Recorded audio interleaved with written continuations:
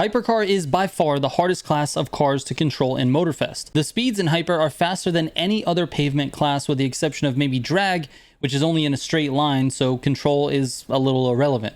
Now combine that with the fact that the Agera R is both the fastest in the class and the hardest car to drive, and you're left with 90% of the player base being faster in other cars. So here are my top 5 hypercars not named the Agera R. Let's go!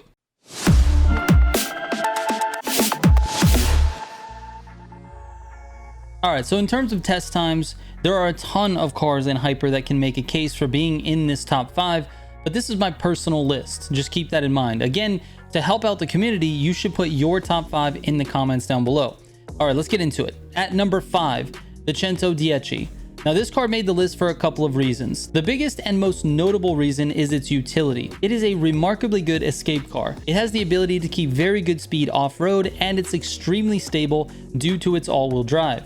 In addition to that, it has one of the best NOS powers in the class, which includes its air NOS. Being that it's so stable, it becomes a car choice for many players in the grand races, and although the cars on the remainder of this list are faster, the Centodieci is the most user-friendly car in the game, so I highly recommend it for players who struggle with car control. Its real weakness becomes very apparent as you move up the player skill ladder. It understeers a lot compared to most of the cars in the Hyper, so as you start to become faster, it gets replaced by one of the other cars on this list. At number 4, the Senna. This car was a nobody before Season 6.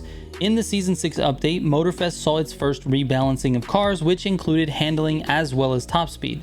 This car got a tremendous buff and is now a beast. It currently holds my fastest time on achieving immortality without Nitro Chemist because that's just how I test the cars. It feels grippy, it accelerates very well, it has a nice tight turning radius which makes it very nice to drive in the grand race scenarios, but it's also not without flaws. It struggles a little bit with steering response. It's slightly slow to react to your inputs, obviously not if you're on direct mode, so because of this, it's a difficult car to drive in the gutters.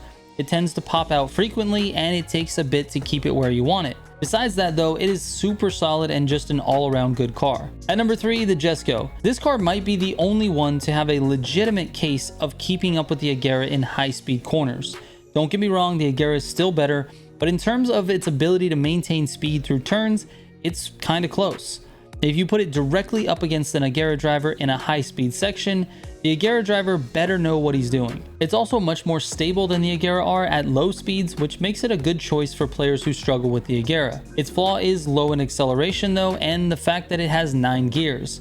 It's just way too many gears to get through, and it loses small bits of time because of how often the car is shifting. At number 2, the 488 Pista. This is another one that received a massive buff with the Season 6 update. It can compete in pretty much any situation. It's got decent acceleration, good turning radius, responsive steering, and good guttering. It's a car that's extremely capable, probably even more so than what most players are actually capable of driving. And because of that, it's not going to be a choice for a lot of players. It can be unstable at times because of its untamed nature.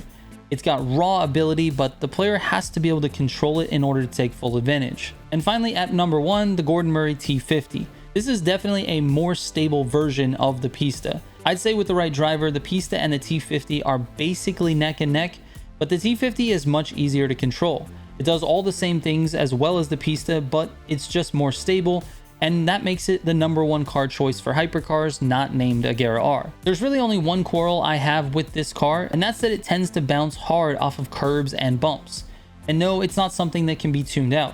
The car just hates curbs and bumps in the road, and it can cause the front end to lift enough to lose steering for a split second, which means you understeer the corner and you're in the wall. Besides that though, it's definitely the car to go to if you're looking for a decent car outside of the GOAT. Alright, thank you so much for watching. I hope you found something useful in this video, but if you have any questions, just send me a DM on Instagram or Discord.